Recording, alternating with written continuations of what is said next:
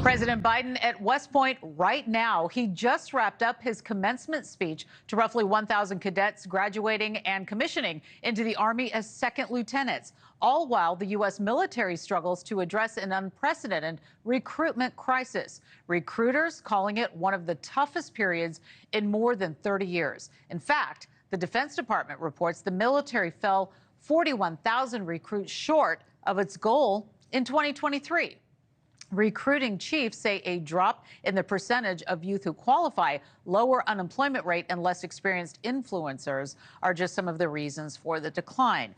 Joining me now to discuss all of this, former U.S. Air Force Assistant Vice Chief of Staff and NewsNation Senior National Security Contributor, retired Lieutenant General Richard Newton. All right, General, thank you so much for joining us again. We want to get your take on what we heard from Biden as we look at the U.S. entering 2024 with its smallest military in over 80 years. What's driving this crisis, and what'd you make of what Biden said?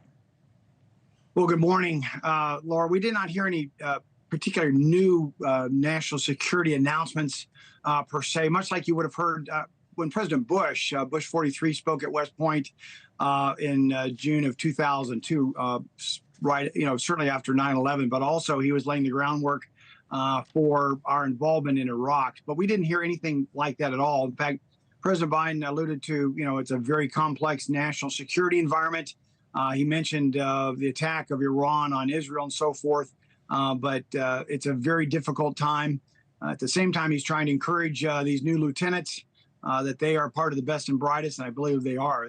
They're extraordinary young men and women at all of our service academies. But it's a very difficult time. And the final point is it's a very, very challenging period for recruiting.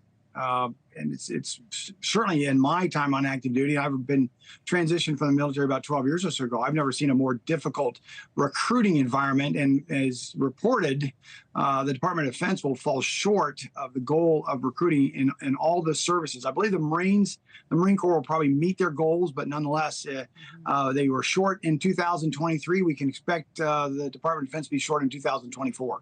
And as I'm glad you mentioned that, because with military recruitment down, we want to show you some polling data that shows the majority of Americans under the age of 30 have a negative view of the military right now. So, that is not good. How do we turn that around? It's not good. It's both certainly disappointing and frankly disheartening. Yeah. First and foremost, you mentioned the economy. We've got a very good jobs, current environment for jobs. And the outlook for jobs is positive. That is always a challenge, though, in any generation for recruiting for the military. The thing I'm focused on is the lack of influencers in young people's lives. Those who perhaps have never served before, or the influencers. It could be a mom and a dad, a grandparent. It could be a coach and so forth.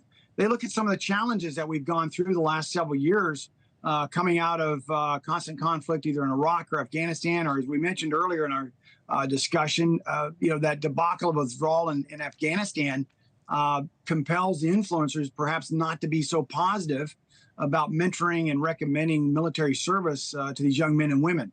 But this is a national security challenge we have here. It's not just one of the military services per se. This is a national security issue that needs to be addressed as soon as possible. You talked about moms and dads, and I know that the children in school often get visits from members of the military, not to recruit, but just to talk about what they do, how they do it. So you've got that. But how is the military tackling the recruitment hurdle, other than going out and doing, the hand-to-hand meet and greets? What are you seeing? I know that you've got your finger on the pulse of this. I do. The militaries and all the services are trying to really meet where the potential recruit is. And that's particularly on social media. The face-to-face is important. You've got the United States Air Force Thunderbirds, the Blue Angels, and so forth. That's important in terms of the public display of military capabilities.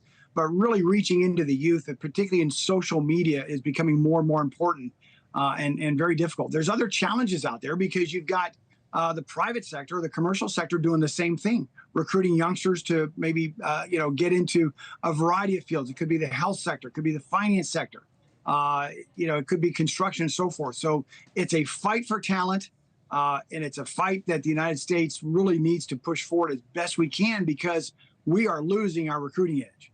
Thanks for watching. Go to joinnn.com to find NewsNation on your screen. And don't forget to click the red subscribe button below to get more of NewsNation's fact-driven, unbiased coverage.